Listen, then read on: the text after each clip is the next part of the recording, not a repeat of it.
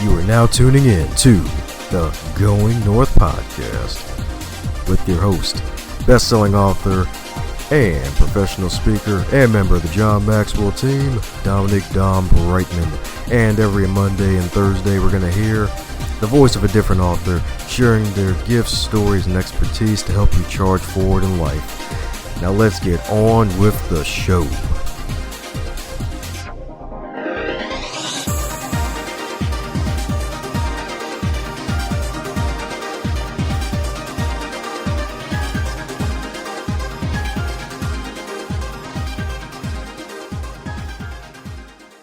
And today on the Going North podcast, we bring you some fabulous humans from across the globe. Today is no different because we have another author in the house, another fabulous author who's not only an author, she's also a teacher, speaker, and health coach. That's right, folks. She's all about that health. And her mission is to help you find freedom from emotional eating so that you can maintain your ideal body weight with more ease. That's right, folks, with more ease, all the easy.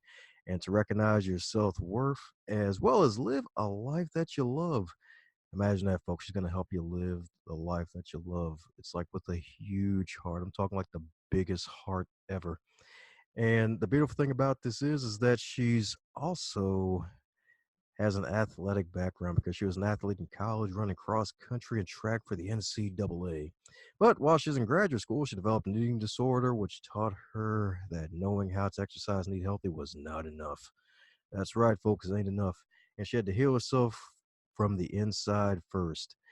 And the beautiful thing about it is now she was able to conquer all of that to feel much lighter, freer, and happier. And for those who've been living under five rocks, you probably have no idea who I'm talking about. But if you read the episode title, you know what I'm about to say next. It's the one, the only Rachel Lajoie. How are you today, ma'am? Thanks, Dom. Thanks for the introduction. I'm feeling fabulous. Super excited to be here and chatting with the Going North podcast listeners about my book.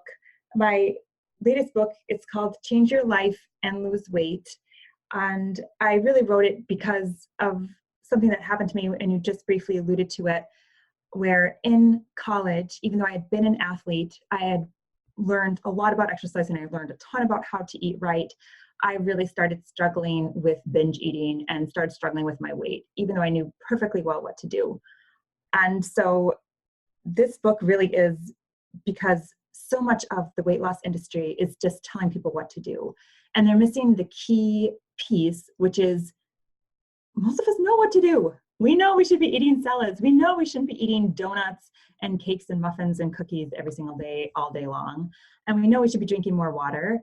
The hardest part by far is actually doing it.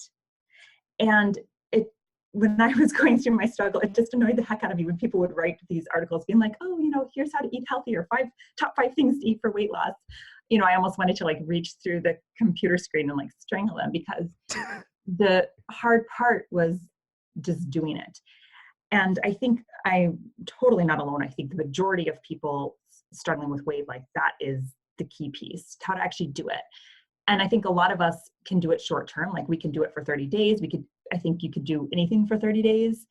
The hard part is actually doing it lifelong, making it last, so that you don't just lose the weight, but you keep the weight off and make it and have it be easier and easier and easier as time goes on.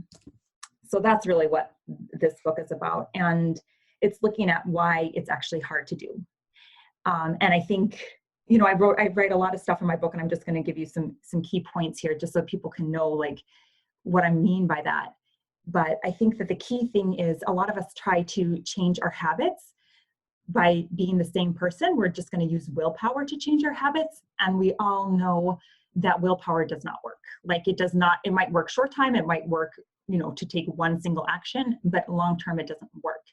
And so we're really having to change who we're being and who we're showing up as if we're going to behave differently in the long run. And so when I wrote this book, it's been years since my struggle in graduate school. And I've coached, hundreds of women since then on letting go of emotional eating and actually reaching their ideal weight and retaining it. And I've kind of pared it down, like the process to do that, in 7 steps. So the subtitle of my book is The Whole 7 Method That's Not About Food, because I don't bother in my book like telling you what to eat, because there's so much of that out there. There's so many recipes out there.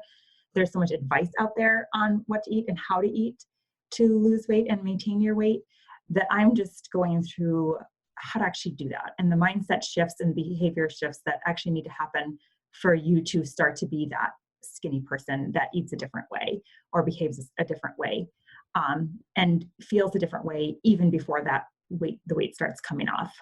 So that's really what this book is about. Do you feel like that's something that that resonates with people that that you've met?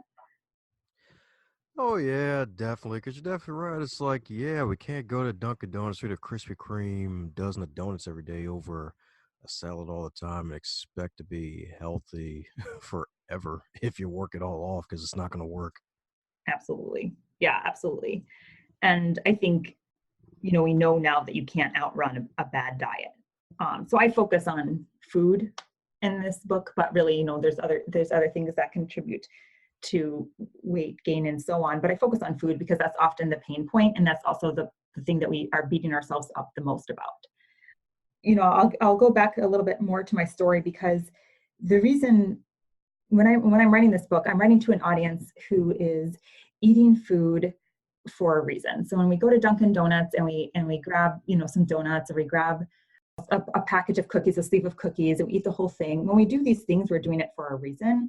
We're doing it because we use food for pleasure. We use food as distraction. We use food if we're lonely or sad as a pick-me-up. And we use food to get through the workday. So for example, when I was in graduate school, there was this grocery store that sold chocolate covered peanuts in the bulk section, and I would just get a whole bag of it, and I would be sitting at my desk just eating them by the handful, right? Which is obviously not a healthy habit, but I was doing it because it was so hard for me to get through my day otherwise, because what I was doing was not any fun. And so that was kind of the way to sort of give myself something to help me make it through the day. And I think a lot of us are using food in that way, where we're self-soothing, and we're having to use food in that way because we're overextending ourselves in our life, whether we're overextending ourselves in school, in our careers, with our family, at home. We're just give, do a whole bunch of stuff that's not fun for us. And then that food is sort of the fun thing that we have throughout the day, and things to look forward to throughout the day.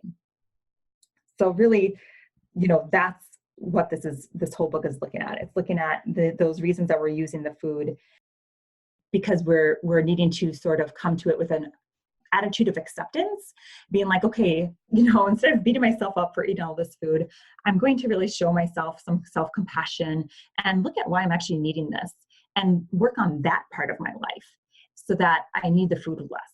So it takes the focus off of the food and just onto fixing these little pieces of your life so that it's more fun and more enjoyable, that you can be engaged in your life more wholeheartedly. And naturally, you're just going to eat less of the bad food because you're not going to really need it. You're not going to need it in the same way. And so that's also why, you mentioned when you introduced me that I talk about living the life you love, because it goes hand in hand. If you're going to remove emotional eating, you have to start to live a life you love. So it's almost, and then the food and the weight just comes off almost as a byproduct. So that's really what this book is all about, and also the audience that it sort of addresses. And I'm going to back up a second and just tell you a little bit about my story, because I think it will illustrate exactly what I'm talking about. So in undergrad, I was this huge overachiever. I had 2 majors, Spanish and physics. I was, as you mentioned, running cross country, indoor track, outdoor track, captain for NCAA. I had also completed 4 undergraduate internships by the time I graduated. One at Stanford, one down in Chile, one at mechanical engineering department at University of Minnesota. And I was really overachieving and doing all of these things because underneath I didn't feel like I was worth it. I didn't feel good enough if I didn't have all of these A pluses next to my name, or if I didn't have all of these achievements next to my name.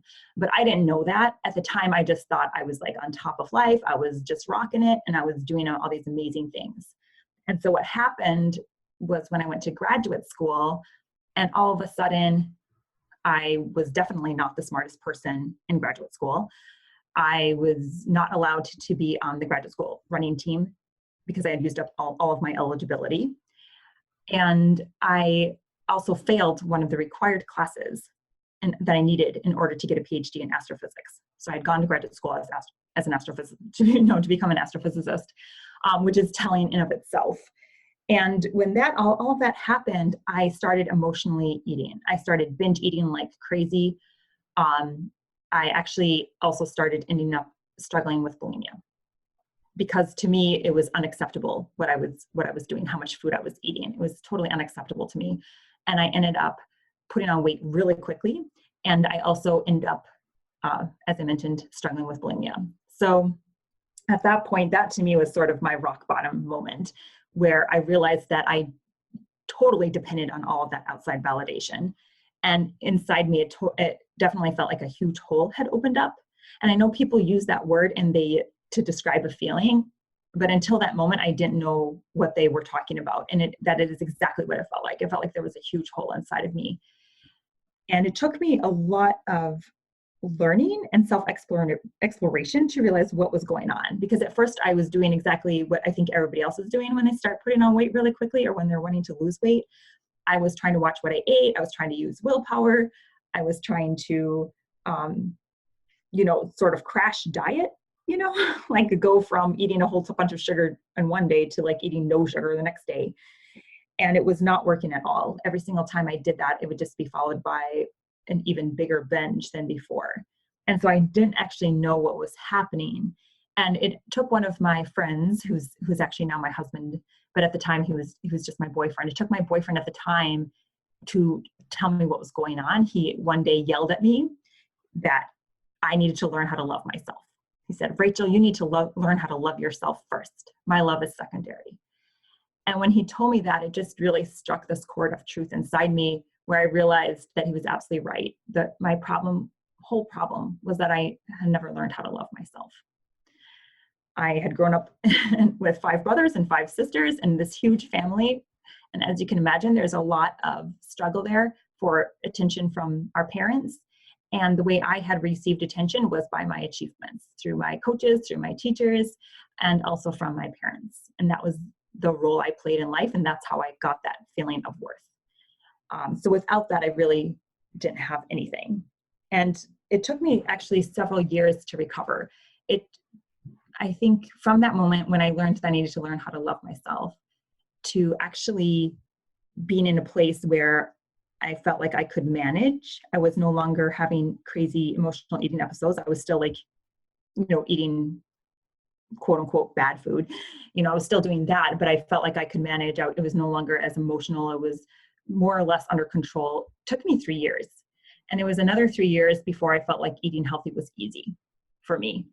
And it took me so long because I had to piece together so many different things and so many different tools I needed to use in order to figure out what was going on with my body physically. Because actually something happens when you eat a lot of sugar and when you're on a high sugar diet or a junk food diet.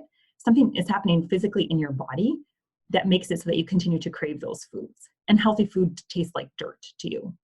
It literally tastes bad, okay? And then that's a physical thing that's in your gut.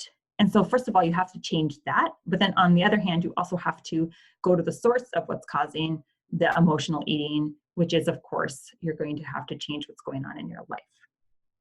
And it took me a long time to put together the pieces for that.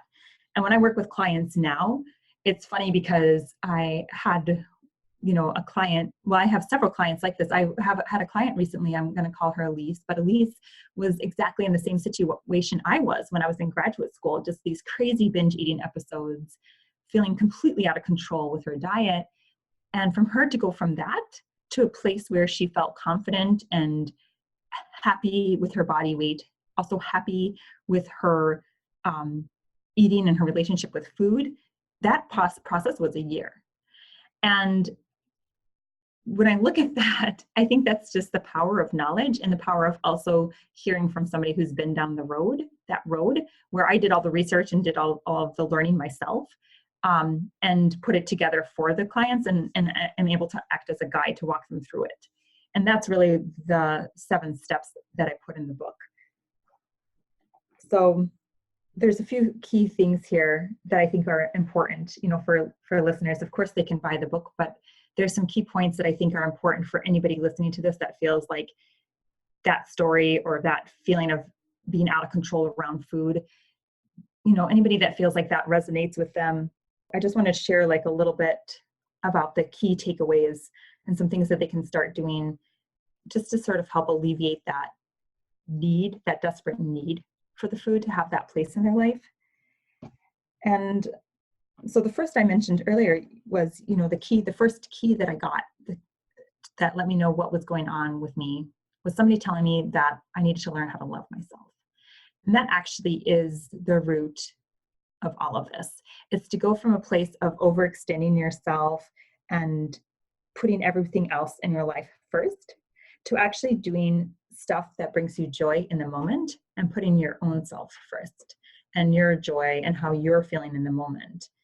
And that's actually a big, huge, huge shift, and can be scary for people, because when I say that, people think that they're not going to be able to work, because how can you go to work and have that feeling, right? And so I cover that a lot in the book, but the first part to acknowledge is that when we talk about doing things in the moment that bring you joy, that doesn't mean you're never going to do your taxes, okay? Because if you think about it, sometimes when it comes to tax season, and the date is coming up when you're supposed to submit your taxes, the 15th is about to approach, there's a level of stress inside of you, or there's a level of having not done that yet, level of stress that's inside of you. So in that moment, it would feel really good for you if the taxes were done. Okay, so you would end up still doing your taxes. You might not do them personally, you might pay somebody to do them. But regardless, it would feel good for you if they were done. Another example that I give all the time is running. Oftentimes, so I still run, even I don't run it nearly as much as I used to, but oftentimes what gets me out the door is not because I want to run, but because I know it would feel really good had I run. And that's what gets me out the door. So you're still going to take those types of actions, but the difference to just running, even though you hate running, the difference is that you're connecting to the purpose behind what you're doing.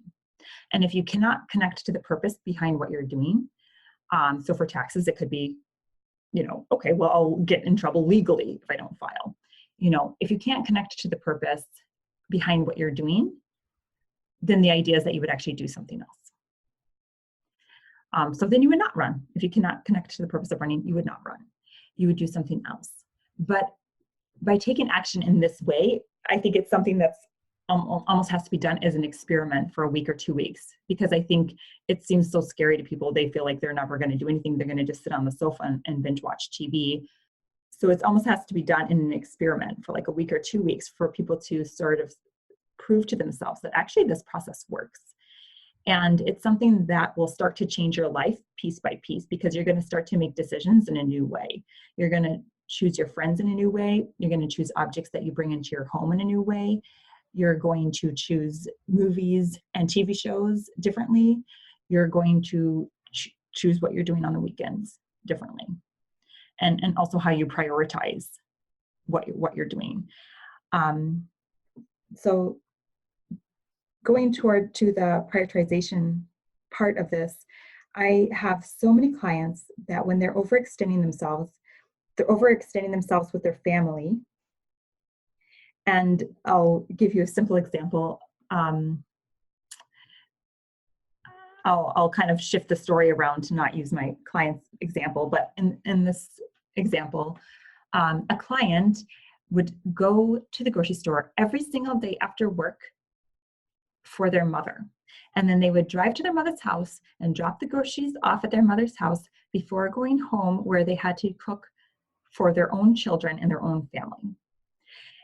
And that was something that in her head she had to do every single day, because that's what her mother expected. And it's only by looking at this in a new light and showing a little bit of creativity with how you're spending your time and your actions that she was able to see that actually that was something that she probably only needed to do once or twice a week, max.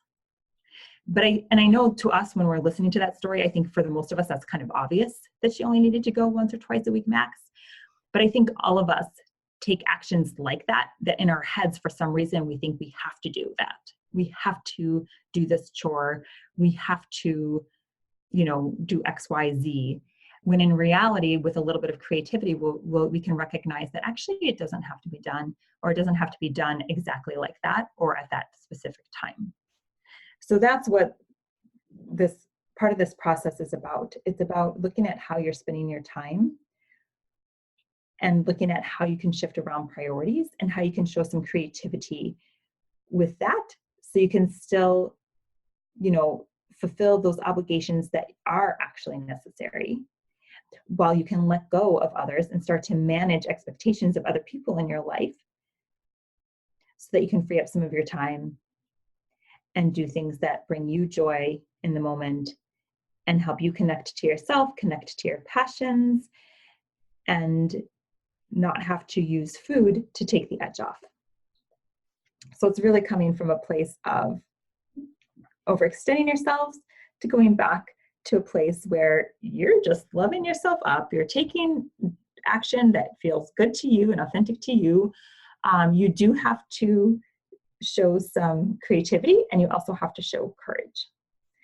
And the reason I say that you have to show courage is because when we go from overextending ourselves, a lot of people have expectations that, oh, this person, Rachel's going to drop groceries off at my house every single day after work.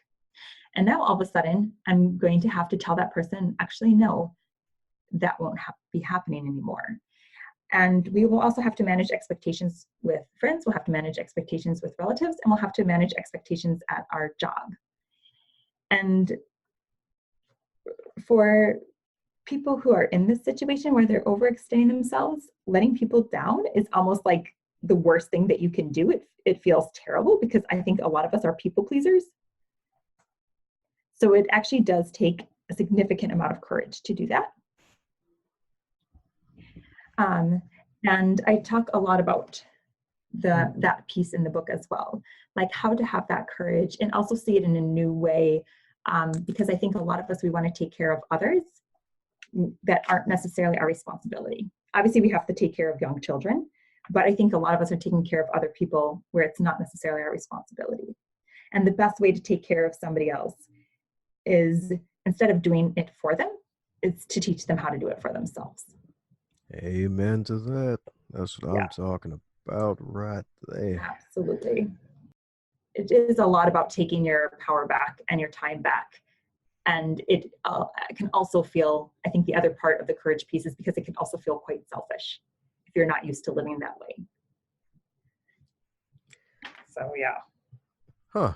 So in a way, I feel like, I guess courage is the cure for like everything. Taking the courage to not eat emotionally or binge eat, or the courage to actually try to manage your time, or better yet, for lack of a better term, actually manage your energy and dedicating your energy to certain places, and just having the courage to say no to the things that you know aren't going to benefit you. Absolutely. Yeah, absolutely. I think that's a great way of putting it. Yeah, so it comes down to, the key really is, it sounds cliche to say it, but the key really is self-love, self-acceptance, and living wholeheartedly. But to do all of that, you definitely need courage. So absolutely. Sweet. That's what I'm talking about. So what's few moments of self-love for the wonderful Rachel look like? Well, so it was actually hard for me to answer that question, because again, just like the example I gave you, we often don't see it ourselves, because I was so in that place where I was doing what I had to do, quote unquote, that it really was hard for me to see how to live differently and see how to, love myself. So for me at the time, it actually meant leaving graduate school, which here's where that fear piece comes in, that courage piece comes in, because I left graduate school with only a master's, whereas astrophysics, usually it's a PhD is the terminal degree. And so I left with a master's because I realized the reason I was like totally binge eating, especially at work, all of that sugar, was because I was doing something that I wasn't passionate about. And the reason that was I was totally blind to that, is because I thought that nobody loved graduate school. I was like, graduate school's hard. That's what you hear about it. And I think that's how people feel about their jobs. People feel, well, nobody loves their job, so they think it's normal, right? The way that I knew that that wasn't normal is because my husband was in graduate school with me. He has a PhD. He loves it. He talks about physics in his free time. He reads physics textbooks in his free time. He would talk to me after work about physics. And me, I was just like, don't even mention it. Like, don't even talk to me about it. Don't talk to me about work. And seeing how he felt about it made me recognize that it wasn't the right fit for me. I think the other obvious sign was I could not work from home for the life of me. Like, if you sent me home to work without my laptop, the most I would get done would be a PowerPoint slide for 8 hours, right? Totally worthless working from home. And obviously now I've switched careers. I coach now. And coaching, I work from home. Actually, that's all I do. I only work from home, and I have no issues whatsoever. I could work 9-hour days, and I'm totally fine because I love it, because I'm doing it wholeheartedly and my heart is in it. So that was the first piece of self-love, which definitely obviously took courage because I was leaving graduate school. Luckily, I did get a job right away. So I knew I was leaving for a career. So that helped. The second piece that really took courage was something with my relationship, because at the time when my boyfriend first told me that I needed to learn how to love myself, we were dating, but it wasn't, how do you call it, exclusive. And so I had to have courage because I was so nervous. I didn't want to put any demands on the relationship. I didn't want to be like, hey, either this is exclusive or I'm out of here, because I was so terrified that I would lose him. And so the courage piece for me was actually telling him, hey, I want this to be exclusive or I'm out of here. And, I was just crossing my fingers at that point. And luckily he agreed, and he said it already was exclusive. Right. So again, it was one of those things that I was blind to. I totally didn't see it. For me, it was so difficult and such a difficult hurdle. There was so much fear involved in me saying that, but it actually ended up being a much smaller and easier step to take in hindsight, because I told him and he was just like, okay, it's already exclusive. So I had to do a lot of things like that. I think those were the two biggest things that took a lot of courage. I think the other thing that took a lot of courage was starting to speak differently about myself. I remember I would just have my sense of humor was where I would put myself down. And I'm sure you hear people joke like that all the time. They make fun of themselves or they put themselves down. That was my sense of humor. And I had to be aware of how I was speaking about myself, because words are incredibly important. And I recognized that a few of my friends who I kind of looked to as role models for what self-love and owning your self-worth looks like, they totally did not talk like that. And actually one of them, during we were playing garage band or whatever, and one of those ladies, she actually refused to sing a song because the song lyrics were, she would have to say something bad about herself had she sung the song, and she refused to sing the song. And to me that was very eye-opening, because I would have no problem speaking about myself in that negative way. So the other thing I had to do, which I don't think was very obvious to other people, but was taking a lot of effort on my part, was to speak differently about myself and speak with confidence, and also trusting myself and trusting my decisions. That's another way that manifested in my own life. And then I think everything else was kind of like what I was mentioning before, where I just had to start to take actions in the moment that would bring me joy. And actually, now that I'm thinking of it, Dom, there's one other that I think was huge for me. And I think it's going to be different. I think it's going to be different for each person. But the other thing that was huge for me was actually voicing what I wanted. And I think a lot of people resonate with that. So I think at the time I wouldn't have gone into a room and taken the only huge comfy chair in the room. I probably would have sat on one of the kitchen chairs that somebody had pulled into the living room.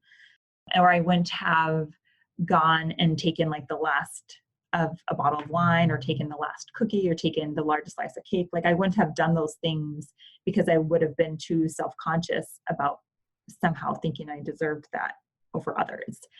And so, and again, that's, I think, the reason why it's blind to a lot of people struggling with this, because it's right. I am right. I actually don't deserve it more than others. But the shift that you have to realize is that no, but you deserve it just as much as anyone else. You just happen to take it first, or you just happen to show up right at that moment when the chair was free. So I think that's why oftentimes when people are struggling with self-worth or struggling with self-love, they talk themselves out of taking those types of actions.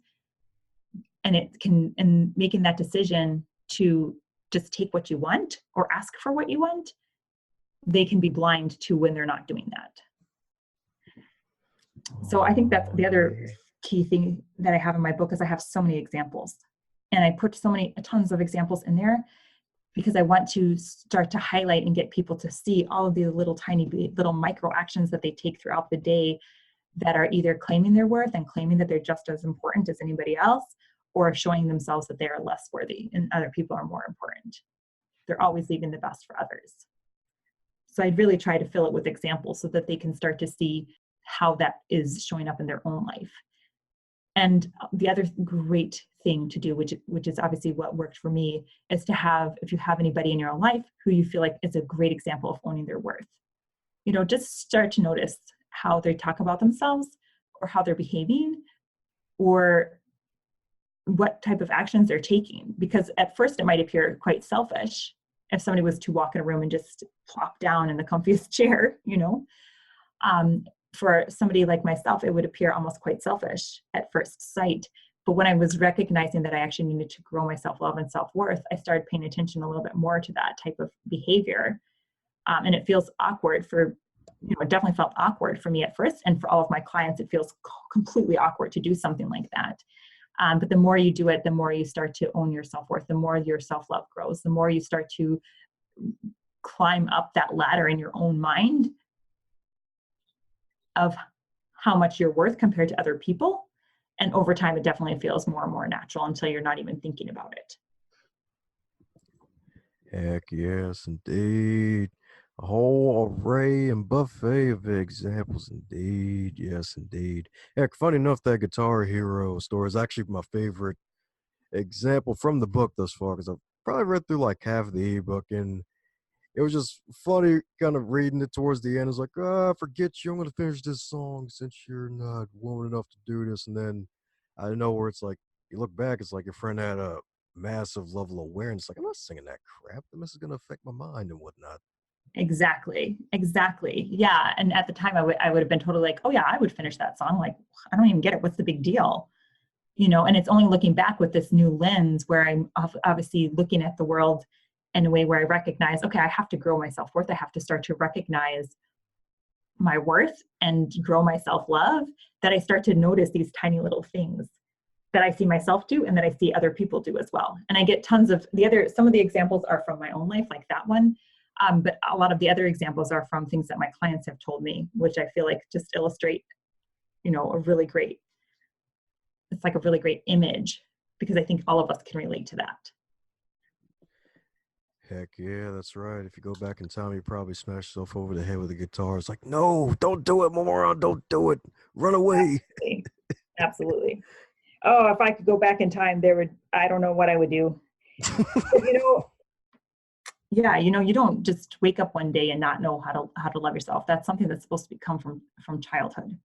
And the people that are supposed to teach us that to us don't always know it themselves. And if our parents don't know how to love themselves and our parents don't know how to recognize their own self-worth, then they can't teach it to their children. So a lot of us have shown up in adulthood where we're now in this situation, never been taught to recognize our self-worth and having to do it for ourselves, which takes more effort, I think, because it's something that you have to do with intention and you also have to do with awareness. So yeah, absolutely. But then hopefully we can help pass it down to the younger generation that's coming up behind us so that they're not having to struggle the same way. Oh, yeah, that's right. No more blind leading the blind. I think the self-love for this generation is probably going to be a different type of self-love in a way, because some may have came from the time where you got participation trophies. Absolutely. And you know, that age range, like that age group, they're struggling with self-love in a different way. So like for me, it might look weird. It might look like, oh my gosh, they have so much self-love. They just think the most of them, like the best of themselves. But it's actually quite the opposite. Like we're recognizing that that generation, they actually suffer more from lack of self-worth and lack of confidence than previous generations. And I think that's because they've been giving everything for free or easily. And unfortunately, without challenges, you don't get to build up your confidence. So I think that the self-love for that age range is going to look differently. Like, how do you grow it? I think it's going to look differently. And it might involve, honestly, taking on more challenges, because you have to start to build your belief in yourself and your faith that no matter what happens, no matter who comes in and out of your life, you have you, and that's more than enough. Oh, yeah, that's right. That inner Brene Brown goodness. That's what I'm talking about. Yes, indeed. You are enough. Yeah, That's right. enough. Yeah, and I think that right there, like when you start to have panic of, worry about what other people think and worrying about losing somebody in your life, like a boyfriend, I think what's needed more is that feeling that actually, no matter what comes your way, whether you lose your job, whether you lose a relationship, that you're going to be able to weather that storm, and you have a faith in yourself and your abilities.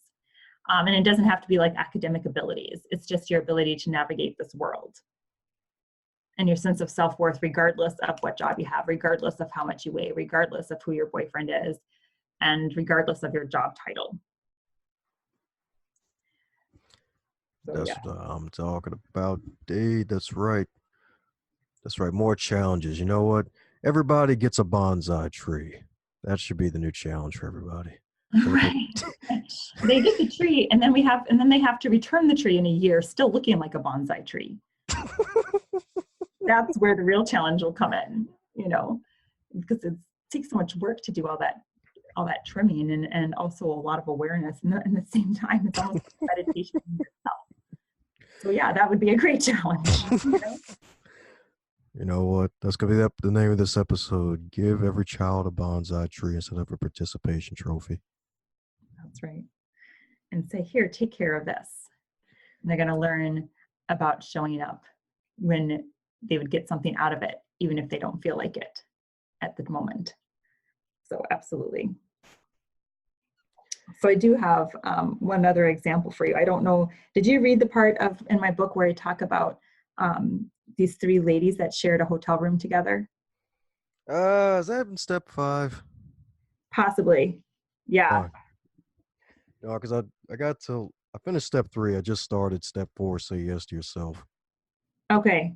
Perfect. Yeah. So it's just another brief example that shows what I'm talking about with the courage and also asking for what you want. And actually, I'm going to go a step further and just say taking what you want, because oftentimes there's nobody to ask. Like if you show up first, or there's a chair free, or whatever the case may be, oftentimes it's just taking what you want. And so in the story, the reason I love it is because it took such massive amounts of courage from my client. I call her Heather in the book, but basically Heather went to a wedding where she was staying with some of the bride's roommates, or some of the bride's friends, showed up in this place in the hotel room that they're going to share first. And she realized that there's 3 rooms there, and one had a king bed with an ensuite bathroom. One just had a king bed, and then the other one had 2 twin beds. And she knew, like before she was going on this self-love journey, she knew she would have taken one of the other 2 rooms, but she also knew that she wanted the room with the king bed and the ensuite bathroom. So she put her stuff in that room and waited for everybody else to show up. But meanwhile, she was like totally losing her nerve, because she felt like, all of those self-doubts come in, like, who am I? How am I more worthy than anybody else to take that room? And so on. So she was actually really fighting these different fears. When the first woman showed up, April, And April was like, hey, is that your stuff in that room with the king bed and bathroom? And my client Heather was like, yeah, that's my stuff. And April was like, well, are you going to take that room? And my client was like, yeah, I'm going to take that room.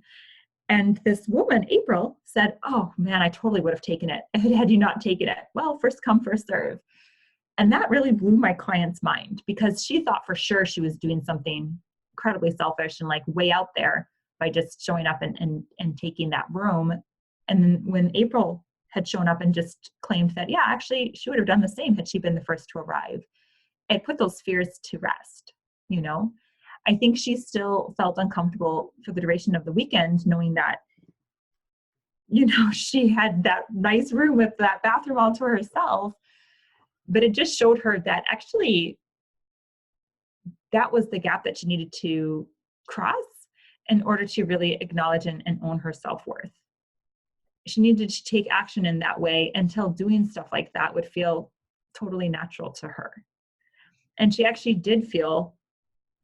I know it seems weird to feel like, oh, a hotel room with a bathroom like that. It feels weird to think that that would increase your sense of self-worth, but it does, because in a way you're sending a message to yourself saying you're just as worthy as anybody else.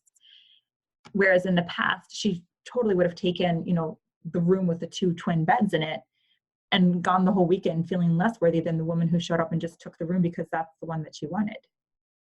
You know, when you're the witness of somebody just owning their self-worth like that and recognizing that you didn't do it, you know, that really leaves you with that sense of being less worthy. And that example, like basically I just love because of how much courage it took for Heather to do that and just take what she wanted. And obviously there's a time and place for that. I'm not going to go up to somebody's car, you know, and be like, oh, I was waiting for this. I'm going to just take it. But I do want to say, like, I do want to move, because I think everybody says ask for what you want. But I want to acknowledge that at times you just take it when it's up for grabs. I guess I should put that in the small print. I should put like an asterisk in the small print when it's up for grabs, you know. Yeah. Yeah. That could still go south. Yeah, people are like, Rachel Lajoie told me to do this. Oh my gosh. Yeah, absolutely. I tell people to do that, and then the other thing the other thing that I feel like I have to have a lot of asterisks and small print for is when I tell people to take action in the moment that will bring them joy in some way. You know, I do give a lot of examples for that one, because again, you still end up doing your taxes, you know. And you still end up, you eventually will also end up eating salads, because guess what? You're going to feel better than if you ate something else, you know? So in the end, maybe not initially, because initially you've been depriving yourself, you've been beating yourself up for eating bad food. So initially what people end up doing is they just eat bad food, but leave the guilt out of it. But over time, what people move towards is they start to move towards eating foods that actually makes them feel good physically, which means they actually do end up eating healthier. And that's, you know, the weight is coming off. I mean, you know, during this whole journey, the weight's coming off, first of all, because you're not needing the food in the same way. You're not needing food to take the edge off. Some people use alcohol, some people use sex, some people use drugs, some people excessively exercise to take the edge off. And for myself and for my clients, we are using food to take the edge off. You know, so as you make these little micro changes and micro shifts and start to live your life in this way and start to consistently take actions and make decisions in this way, you're not needing the food to take the edge off, because there's no edge to take off. So you're obviously already eating less of that stuff. Meanwhile, you're starting to eat healthier foods anyway, because you're starting to pay attention to what feels good for you. And what will feel good for you is to have something that gives you energy, that makes you feel light and ready to get up and go do stuff and have fun. Not something that makes you want to go lay down and take a nap. And I actually had a client, she said that the other day she was asking herself, would I want to have sex after this meal? Right after this meal, when I'm going to have sex, you know? And she realized that actually after a salad, yeah. After a really heavy meal, nope, she would want to go down and lie down and take a nap.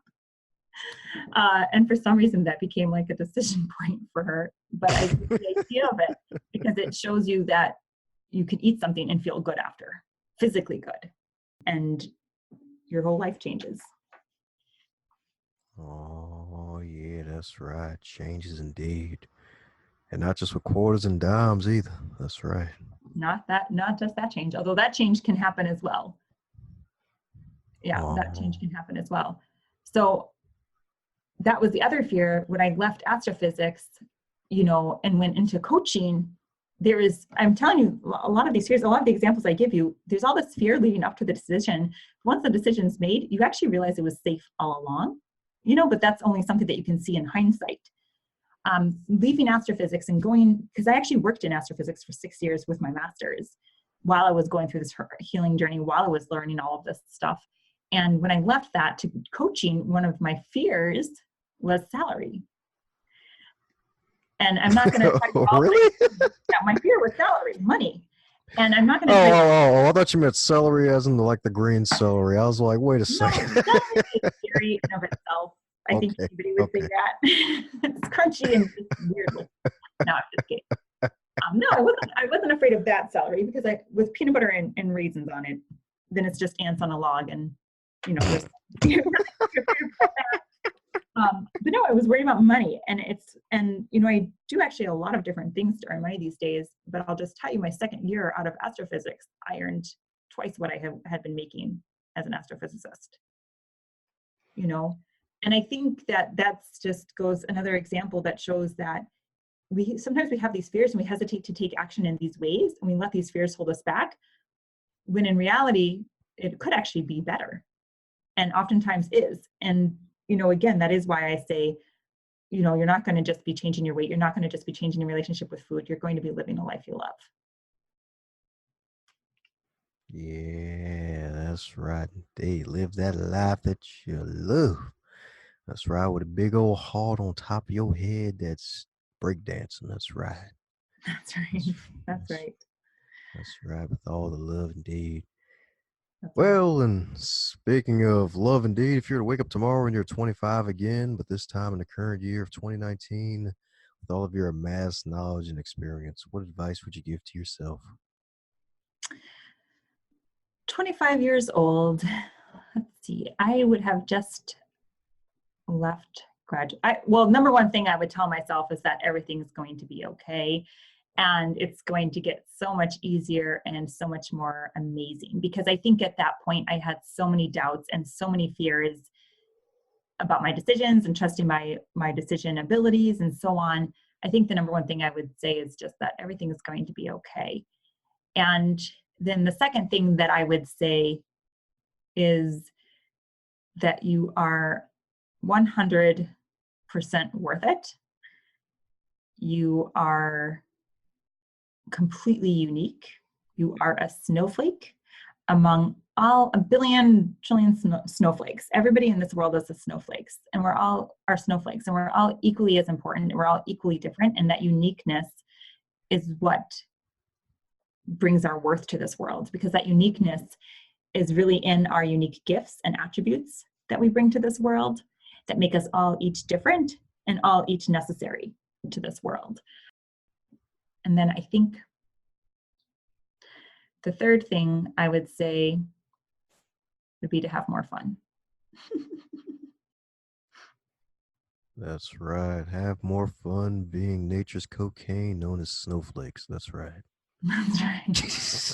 That's right. You are a unique and wonderful, amazing being, and you need to have more fun. And stop taking everything so seriously. Why so serious? Yep. That's right. Just make the cars explode and then smack a random bat. Be like, no, you are not the Batman. That's right. That's right. Woohoo!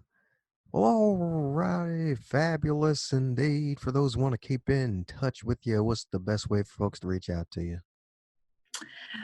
Go to my website, yourmindbodyjoy.com.